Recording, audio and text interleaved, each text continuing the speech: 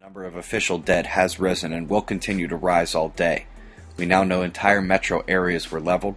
We can now only wait for more news and pray that Vietnam's ready for yet another storm to hit its coastline as well.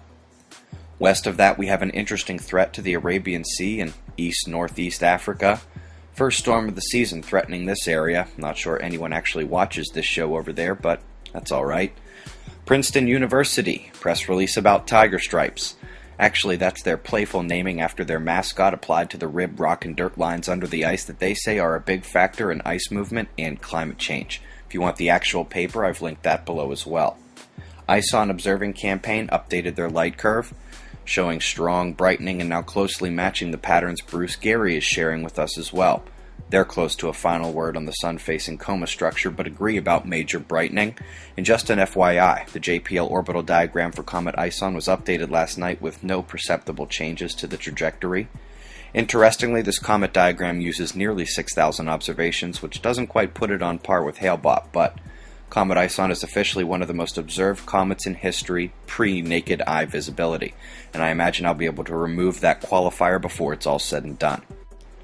A point of frustration for me, my favorite boy, subject of the widely watched video called Disturbance Under the Ocean, has been taken off the online monitoring system. Very frustrating. That video I just mentioned is in the About tab with the other background videos. Solar wind finally showing a significant CME.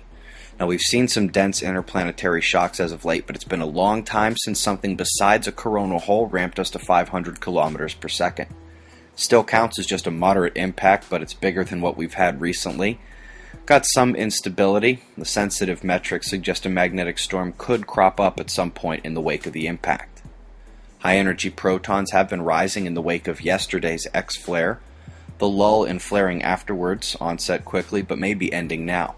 Coronal hole power stronger than it has been in the Earth-facing position, and since the quakes quieted with the magnetic tantrum up here, we have our first opening of the fields. Starting with the American West Coast, where two above-average rumbles hit about an hour apart, we also had a significant number of alleged quarry blasts, including a previous one that was taken off the page before the others appeared. Also got global uptick signals everywhere, especially way to the south. Quick note on Soho Lasco C3 as Saturn hides behind this thing here. FYI, that is the satellite arm holding the opaque disk blocking solar glare. In order to see stars, planets, comets, and CME plasma, you need a super sensitive camera, but such a device would be ruined by sun glare, so es bueno.